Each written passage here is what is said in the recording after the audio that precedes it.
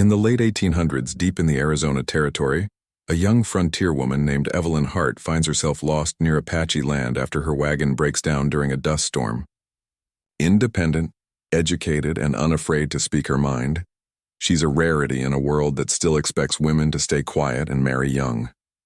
The land around her hums with silence and heat, until she unknowingly crosses a sacred canyon that belongs to the Tsane Apache, a people known for their strict code of honor and spiritual customs. While searching for water, Evelyn stumbles upon a secluded pool hidden by red stone walls.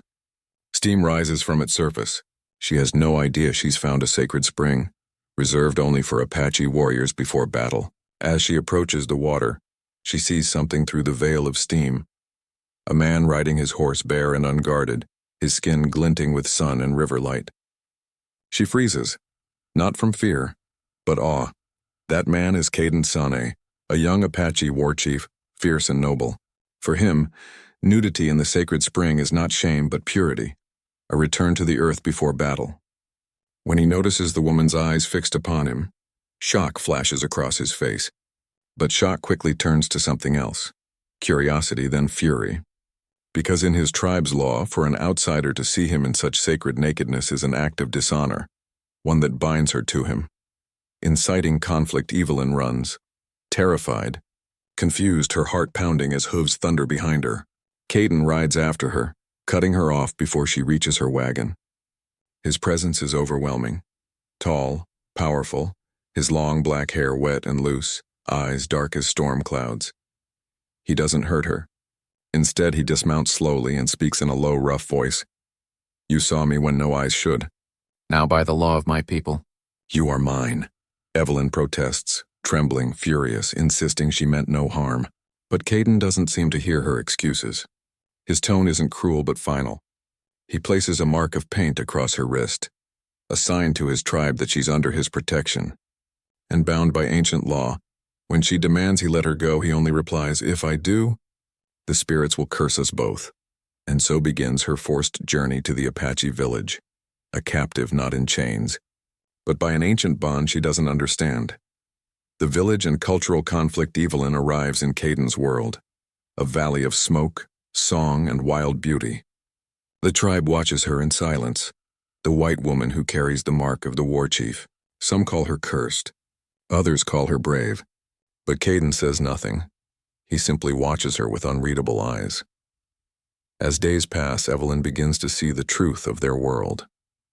The Apache live in harmony with the land, every sound and shadow filled with purpose. She learns their words, their rituals, their laughter. She begins to see that Caden's law isn't one of cruelty, but one of balance and honor. Still, she refuses to accept that she belongs to him. But Caden isn't the monster she thought. When she's bitten by a rattlesnake, he saves her life, drawing the venom from her arm, staying awake through the night to keep her alive. When she wakes, she sees him asleep beside her, exhausted, his hand still holding hers. Something changes in her then. The turning point, understanding the law one night. Around the fire, an elder woman named Naka explains the meaning of the law Evelyn has become tangled in. You saw him without the veil of war or pride. You saw him as the earth made him. To our people, that is no sin. It is binding. Two souls joined by truth, not deceit. Evelyn begins to see that Caden's anger was not possession, but duty. In his eyes, she'd witnessed something so sacred it bound their spirits together. That night, when she finds him sitting by the sacred spring again, she approaches, not to run but to ask, "If I belong to you by law, what does that mean in your heart?" Caden's voice softens. "It means I must protect you. But my heart, it does not obey laws." He touches her cheek, hesitant, reverent, as if afraid she might vanish. It's the first time she doesn't flinch. Rising tension, the outside threat soon. Word reaches the Apache camp that U.S. soldiers are planning to raid nearby settlements, blaming the Apache for attacks they didn't commit. Caden knows they'll come through the canyon where Evelyn's wagon still lies broken. If they find her among the Apache, they'll kill her and his people both. Evelyn begs him to let her go, to warn the soldiers that the Apache are innocent. Caden refuses. He knows they won't listen. But she insists, driven by guilt and courage. Finally, he gives her a horse and says quietly, If you ride away tonight, I will not stop you. But if you stay until dawn, then you choose me, not the law. She hesitates, torn between the world she came from and the one she's come to love. Climax that night, Evelyn cannot sleep. She rides to the canyon where the sacred pool shimmers under the moon. Memories flood back. The moment she saw him riding free and unashamed, the fury in his eyes, the tenderness in his silence. And then she hears gunfire. The soldiers have come early. She rides back to the village, her heart breaking with every hoofbeat. When she arrives, she sees chaos, smoke, shouts, men fighting for their lives. She spots Caden wounded but still fighting to protect his people. Without thinking, she throws herself between him and a soldier's rifle. The shot rings out, but it's Caden who pulls her away just in time.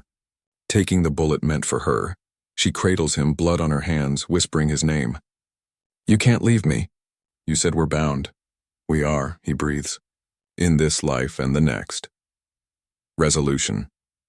The true meaning of belonging. The soldiers retreat after realizing their mistake. Evelyn's bravery exposes the truth about the raid. But Caden lies weak, his people surrounding him in song. Days later, he recovers. When he wakes, Evelyn sits beside him, her hand wrapped in his paint mark. No longer a sign of capture, but of love freely chosen. "By your law," she whispers, "I belonged to you. But now, by my heart, I do too." He smiles faintly, replying, "Then both our worlds have peace."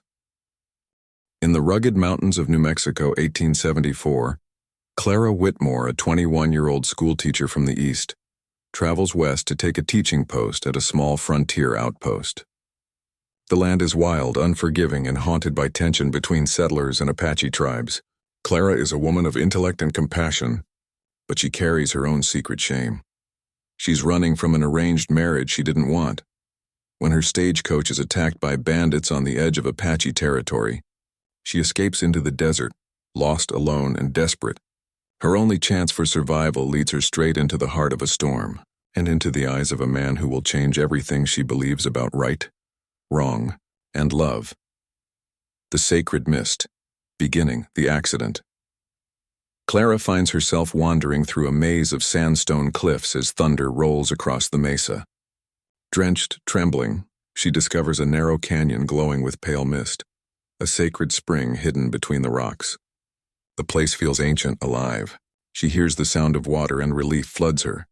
But as she kneels to drink, the mist shifts, and she sees a rider emerging from the steam, his dark horse moving through the water like a phantom. The man is Talon Kai, the Apache war chief, strong, scarred, and bare as the earth itself. His body glistens with droplets, his hair loose over his shoulders, his eyes sharp and startled as they lock onto hers. Time stops. Clara freezes, realizing she's stumbled upon something forbidden, something intimate and sacred. For a heartbeat, neither speaks. Then his expression hardens and he shouts a word she doesn't understand. In an instant, he dismounts and grabs a blanket from his horse, covering himself before she can move. "You should not be here," he says in accented English, his voice low and dangerous. "You saw what no stranger may see." Clara stammers an apology, terrified but fascinated. His presence radiates power, not cruelty but authority born of something older than laws she knows. Talon looks at her as though fate itself has played a cruel trick. "By the law of my people," he finally says, "you now belong to me." The captive in the canyon, rising action, the cultural law. Talon brings Clara to his camp, where murmurs spread through the tribe. The white woman who saw the chief at the sacred spring is now bound by Apache law. She is his to protect, his to claim, or to punish if she refuses. Clara, frightened yet proud, refuses to cower. "You can't just own someone because your customs say so," she snaps. Talon doesn't reply. He simply studies her with a look that both infuriates and confuses her. Days turn into weeks. She's given a place in the women's lodge, where she helps care for children and learns their ways. Slowly, she begins to understand that belonging doesn't mean what she thought. Among the Apache, it means protection, respect, and shared spirit. Yet Talon keeps his distance, as though struggling between duty and desire. When Clara asks an elder woman what will happen to her, the woman smiles sadly. "The law binds you, but the heart chooses how to live within it." That night, Clara dreams of the spring, of Talon standing in the mist again, his eyes not angry but sorrowful, as if begging forgiveness for something neither of them chose. The chief's burden, middle, the emotional unraveling. Talon is a man divided. Years ago, his tribe's sacred code was written in blood, to protect their honor from outsiders who mocked and desecrated their ways. But Clara is no mocker. She's innocent, lost, and pure-hearted. He begins to see her not as a trespasser, but as a sign. The elders whisper that perhaps the spirits brought her for a reason, to heal the pain between their peoples. When soldiers appear near the valley, searching for a missing schoolteacher, Talon faces an impossible choice: to return her and risk her punishment by her own people, or to keep her and defy the soldiers' warnings of war. He decides to hide her deeper in the canyon. She's furious at first, thinking he's trying to imprison her, but when she realizes he's risking his life to protect her, something inside her softens. They share a night in the caves as rain falls outside. He tends her fire, bringing her food while she asks quietly, "Do you hate me for what I did? For seeing you?" He looks into the flames. "No, but I hate the law that makes me keep you when I should set you free," she whispers. "Then why don't you?" His eyes meet hers, intense, wounded, and full of longing. "Because if I lose you, I fear I will lose myself too." For the first time, she doesn't look away. Their hands brush, a touch that burns deeper than fire. The fire and the raid, climax, the test of the bond. Their fragile peace shatters when a group of vengeful settlers attacks the Apache village, believing Clara has been taken by force. Talon rides out to defend his people, leaving her hidden, but Clara refuses to stay back. She mounts a horse thun awkwardly, fearfully, and rides after him through smoke and chaos. She finds him cornered by two settlers. One raises his rifle. Without thinking, she throws herself between them, shouting for them to stop. The gun goes off, grazing her arm, knocking her to the ground. Talon roars, not in anger, but in anguish, and then charges forward, disarming the man and forcing the raiders to retreat. When the dust settles, Clara lies bleeding. Talon carries her back to the sacred spring, the very place where their fate began. He lays her beside the water, his hands shaking as he cleans her wound. "You came for me," he whispers. "You saved me first," she answers weakly. "I only returned what I owed." He bows his head against her hand, his voice breaking. "Then the law has no hold. You are not mine by custom. You are mine by heart." As dawn breaks, he bathes her wound in the spring, a symbol of renewal, cleansing, and freedom. The same mist that once separated them now binds them together, not by law, but by love. The breaking of the law, resolution, the new beginning. Days later, the soldiers return, this time with Clara's former fiancé, a wealthy man who claims he came to rescue her. He demands that Talon be arrested for abduction, but Clara steps forward, weak but fierce, her voice carrying through the camp. "He did not take me. Your world's law would have killed me.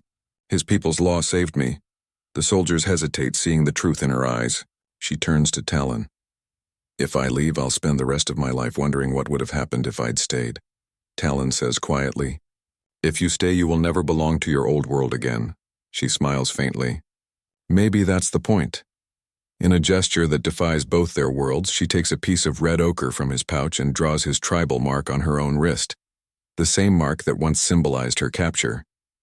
But this time she does it herself. Now she says, "I belong because I choose to." The elders nod, accepting her as one of them. The soldiers ride away, confused and defeated by something stronger than power, love and conviction. Talon takes Clara's hand, guiding her back to the sacred spring. "Once you saw me and bound us by accident. Now you have seen my soul and bound us by truth." The final image is one of renewal.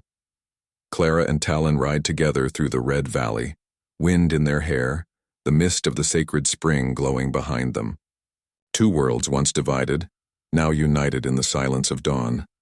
In 1876, the frontier between Texas and New Mexico, territory is more than a line on a map. It's the invisible boundary between two worlds. The white settlers pushing west and the Apache nations defending the last of their sacred lands. Here, a woman named Rose Bennett, 22, lives on a struggling cattle ranch with her younger brother after their father's death. Life has made her hard and sharp-tongued, a woman who rides like a man, shoots straight and speaks only when she must. One scorching afternoon, while tracking a runaway calf near the mountains, she sees something she can't explain. A lone Apache man riding through the canyon, naked, painted with white clay and eagle feathers, his horse gleaming under the sun. The sight freezes her. It's wild, terrifying, and beautiful. The image of pure freedom. She doesn't know she's witnessing a sacred ceremony, and that by seeing it, she has sealed her fate. The vision of the rider, beginning the forbidden sight. The man she saw is Athan Kai, an Apache war rider, a spirit-bound warrior performing a ritual of renewal before he leaves his people for peace talks with settlers. His nudity is not indecent. It's symbolic. He rides bare to show the spirits he hides nothing, that he offers his life openly. But when his eyes catch hers, a woman's gaze upon him from the rocks, something inside him shifts. He reins in sharply, fury flashing across his face. He dismounts, striding toward her with a strength that makes the air around her crackle. Rose tries to pull her rifle, but his hand is faster, catching her wrist mid-motion. His voice is low, resonant. "You saw what no woman outside my people may see. Now by our law, your spirit belongs to mine." She glares defiant. "Belong? I don't belong to any man," but Athan doesn't argue. He simply nods, not cruel, not tender, but as if he's accepted something inevitable. "Then you will learn what the law means." Before she can protest, he calls his horse, lifts her onto it, and rides deep into the canyon. The captive of the sacred canyon, rising tension, defiance meets honor. When they arrive at his camp, Rose is furious. She demands he release her, threatens him with her father's rifle, and mocks his primitive rules. But Athan remains composed, saying quietly, "You think this is a punishment?" "It is not. You crossed into something sacred. I am bound by my people's law to make what you saw right again." She doesn't understand. To her it sounds like superstition. But in the days that follow, she sees the discipline of his world, the quiet rituals, the music of drums at dusk, the deep respect they show the land. Athan treats her not like a prisoner, but as someone under protection. She's given food, water, and space, and yet she's constantly watched, because the law forbids her to leave until the tribal council decides her fate. That's when she learns what it means. If a woman sees the sacred rider of renewal unclothed, it's a spiritual binding. She must either join him as partner in soul, or the bond will curse both their lives. His with shame, hers with misfortune. Rose laughs at first. But the more she learns, the less she can laugh. Because in Athan's eyes, she sees no deceit, only sorrow. This isn't a man claiming her for lust or pride.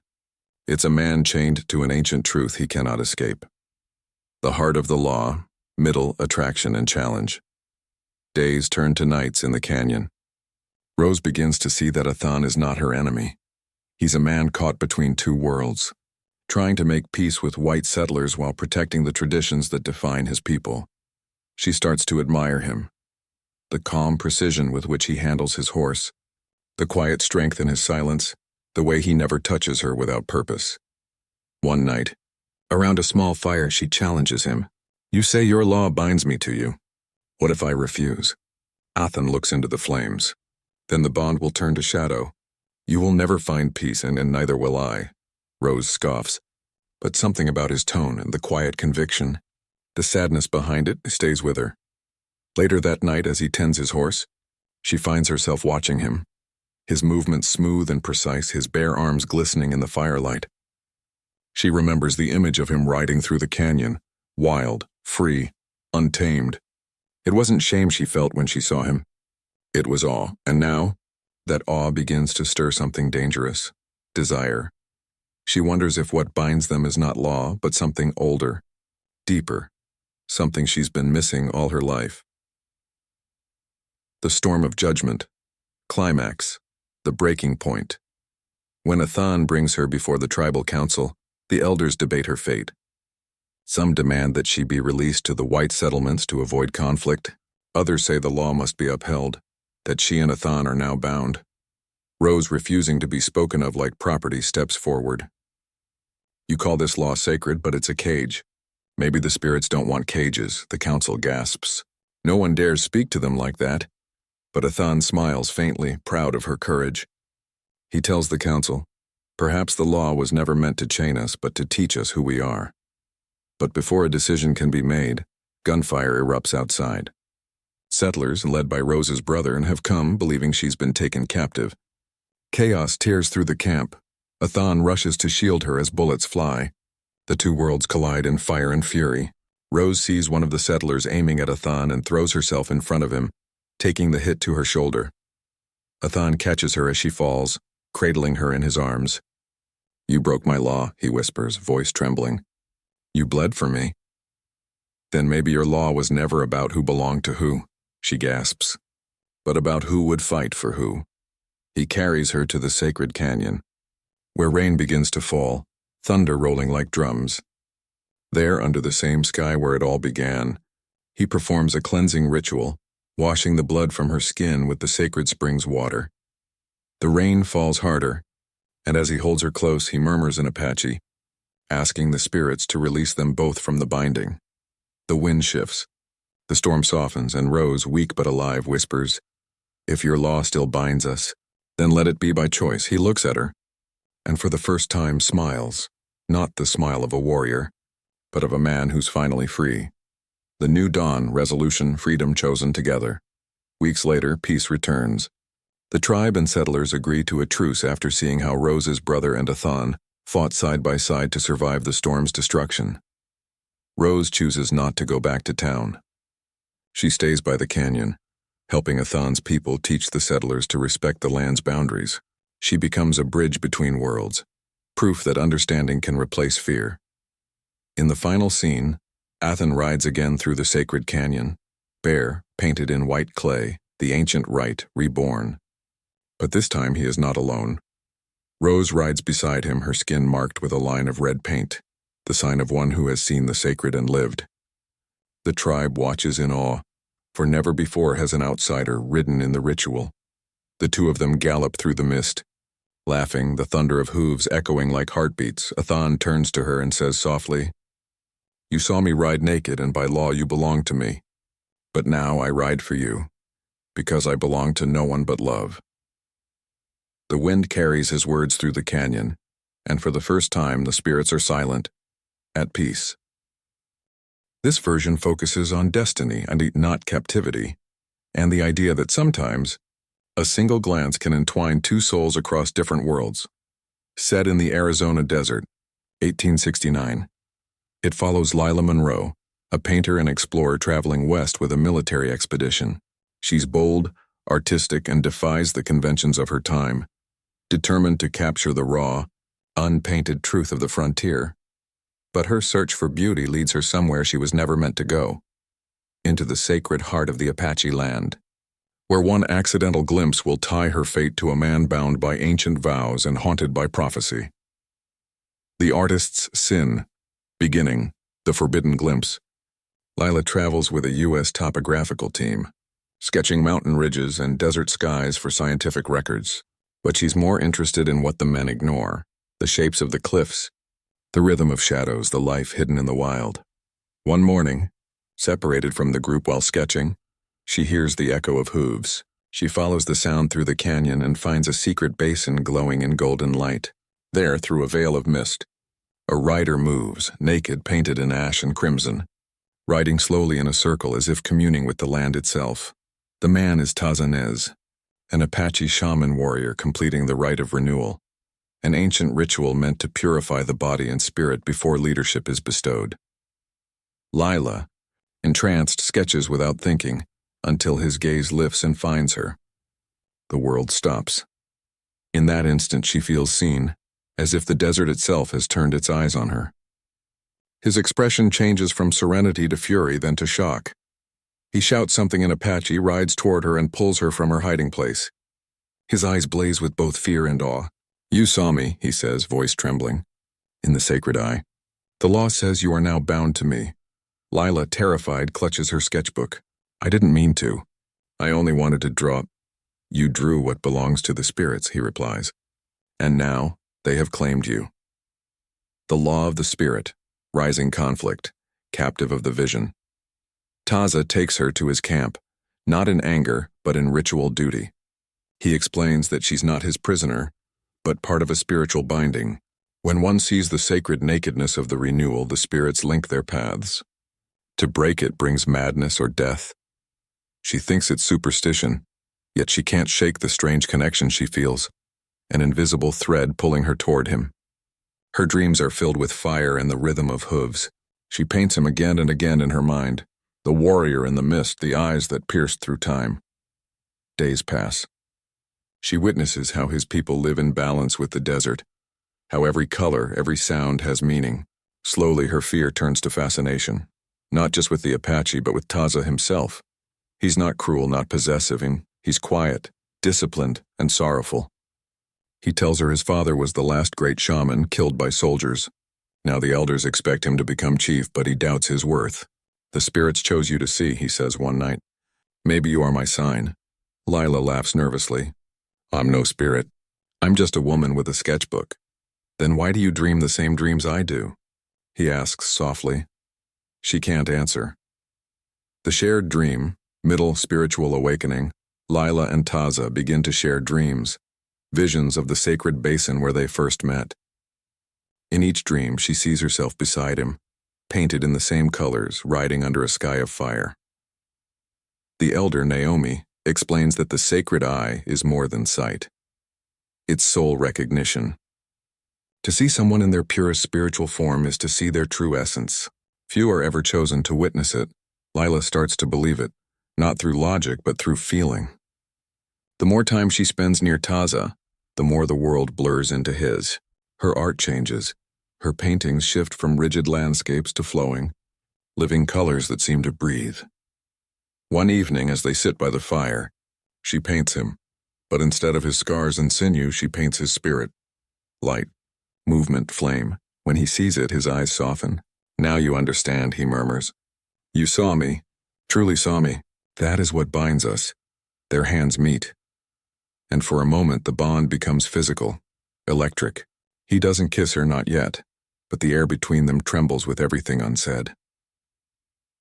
The shadow of the soldiers, climax, love or law. The peace shatters when the U.S. expedition, the same one she left behind, arrives at the edge of the Apache Valley. They've come looking for her, assuming she's been taken. Taza knows if they find her here, they'll destroy everything. His people, their lands, the sacred spring. He tells her she must leave. If you stay, war will follow. If you go, maybe we will survive, Lila refuses. You said the law binds us. If that's true, I can't break it. He shakes his head, torn between duty and desire. The law binds souls, not bodies. You can still walk away. When the soldiers approach, Lila runs to warn the tribe, but the first shot rings out before she can reach them. Chaos erupts. She sees Taza on horseback, his body painted once again, not for renewal this time, but for battle. He rides straight into the gunfire, his cry echoing through the canyon. She chases after him, screaming his name. A bullet grazes her arm, knocking her to the ground. She crawls to the sacred spring where Taza lies wounded, blood staining the water that once bound them. She presses her hand to his wound, her tears mixing with the sacred pool. You can't leave me, she whispers. The spirits brought you. Maybe they'll take me, he murmurs, fading. No, she says fiercely. They brought me to paint what they could not show.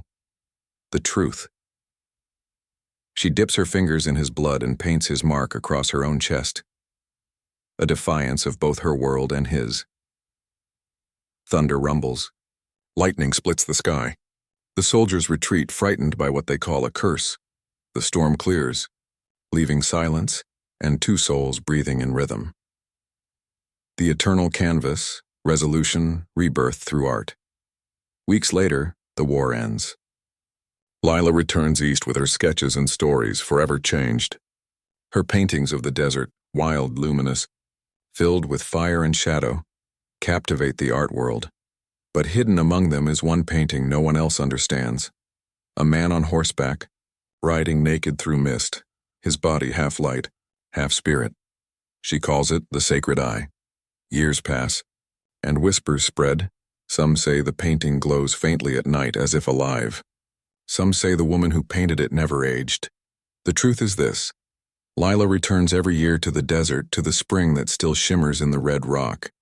There she sometimes feels a shadow beside her, a rider passing silently through the mist. When she closes her eyes, she can hear his voice. You saw me ride naked, and by that sight our souls were joined. Not in law, in eternity. And when she opens her sketchbook, the colors flow as if guided by unseen hands. The bond remains not as law or curse, but as creation itself. Set in New Mexico territory, 1872, this story unfolds between the border of myth and memory, where law, love, and spirit blend into one destiny. Evelyn Hart, a preacher's daughter from Boston, travels west to establish a mission school for Indian conversion. She believes she's doing God's work, until she witnesses something she can't explain, something that cracks the surface of her faith and opens her to a world she never knew existed. The vision in the wind, beginning, the forbidden witness. The story begins on a pale, stormy afternoon. Evelyn and her small group of missionaries ride through a canyon known to locals as Spirit Hollow, where they plan to settle.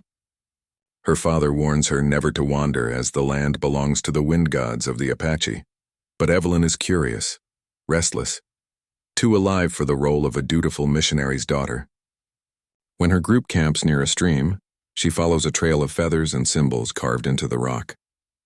It leads her to a wide plateau at sunset, the air hot, golden and humming with energy, and there, through the dust and wind, she sees him, a man, tall, bronze-skinned, astride a white horse, riding bare and painted, his body streaked in ochre and blue, his hair streaming behind him like dark fire. The wind circles him, lifting the sand in a halo. She hides, trembling, both terrified and transfixed. She doesn't know this is Kiona, a sacred warrior and spirit rider of the Chiricahua Apache, performing the dance of the wind horse, an ancient rite to summon the storms and bless the coming season. But when his horse rears, his gaze locks with hers, piercing, eternal, furious. The world falls silent. In that instant, the ritual breaks. The air turns cold. The wind dies. He dismounts, his eyes burning with disbelief. You should not have seen this, he says in a deep, resonant voice. No woman outside the people may witness the dance, Evelyn stammers. I didn't mean to. I was only... He interrupts her quietly. By my people's law, when one sees the wind rider unveiled, she becomes his bond. You belong to me now, and not by choice, but by spirit. She backs away. Shaken, torn between outrage and a strange pull she can't name. Taken by the storm, rising action, captivity of the spirit. That night, her mission camp is attacked, not by the Apache but by outlaws posing as soldiers. Evelyn flees into the desert. Exhausted and terrified, she collapses beneath the cliffs. When she wakes, she's in a cave lit by firelight. The man from before, Kiona, sits across from her, silent, his face half-shadowed. He's brought her food, wrapped her wound, and left her sketchbook beside her bedroll. She demands to know why she's there. Because the wind said your name, he answers. I have no place among you. You do now. The spirits saw you see me. That cannot be undone, Evelyn scoffs. But the wind outside rises suddenly, whispering her name like a chant. Fear gives way to awe.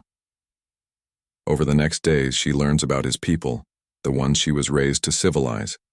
Their songs, their rituals, the sacred bond they hold with the wind. She learns that belonging to them is not ownership but interconnection, to be tied by spirit, by vision, by shared breath. Slowly, Kiona's anger cools. He begins to see her curiosity as courage. When she speaks of her God, he listens. When he speaks of the wind spirits, she sketches them, seeing beauty in every movement. One evening, he shows her the meaning of his name. Kiona, the wind that carries the soul. When I ride the storm, he says softly, I become one with it, naked, because nothing of this world should separate me from the spirit that moves. Evelyn blushes, remembering what she saw, not as shame, but as something sacred. Then maybe I didn't sin, she whispers. Maybe I just saw truth. The law of the wind, middle, the awakening bond. Their days turn into quiet rhythm.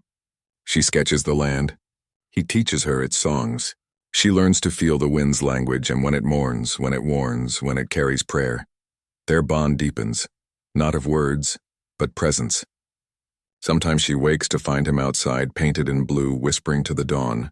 She draws him in secret, realizing she no longer sketches a man, but a force of nature.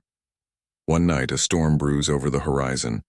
He tells her it's time to complete what she interrupted, the second part of the dance of the wind horse. "You broke the first," he says quietly. "Now, to make it whole, you must ride with me." He leads her to his horse, magnificent and wild-eyed. The wind howls around them as he mounts behind her. She feels the heat of his chest, the strength of his arms steadying her. Then they ride. Lightning flashes. Sand whirls. The sky splits open in roaring light as he chants in Apache, his voice carrying through the storm. Evelyn feels weightless, untethered, as if she's riding through another realm. When the storm finally calms, he dismounts and turns to her, rain glistening on his skin. "Now you've seen as I see," he says. "You belong not to me, but to the wind." She steps closer, trembling. "And you?" "I belong to what carries me." Their eyes meet. And in the silence that follows, something passes between them, not command, not law, but recognition. The choice of the heart, climax, love and departure. Days later, soldiers arrive, led by her father who's been searching for her. They find her with Kiona and accuse him of kidnapping. She tries to explain, but no one listens. Her father insists she's been bewitched and drags her away. Kiona is captured, chained, and beaten. Before they hang him, he whispers across the distance, "The wind will bring me back." Evelyn screams, begging them to stop. But her pleas fall on deaf ears. That night a storm breaks, sudden, violent, otherworldly. The wind tears through the camp, scattering tents and torches. Amid the chaos, a white horse bursts through the rain, Kiona free, riding with the storm like a phantom. He lifts her onto the saddle, and together they vanish into the desert. Lightning splitting the night sky, they reach the sacred plateau where it all began. The storm swirls above them in a spiral of light. He turns to her, hand trembling. "The spirits say our bond is not punishment, it is gift. If you wish, we can seal it, not by law, but by choice." Evelyn's heart races. She removes her missionary cross, lays it on the sand, and takes his hand. "Then let the wind witness us." He smiles, and for the first time she sees peace in his eyes. The storm roars, engulfing them in light.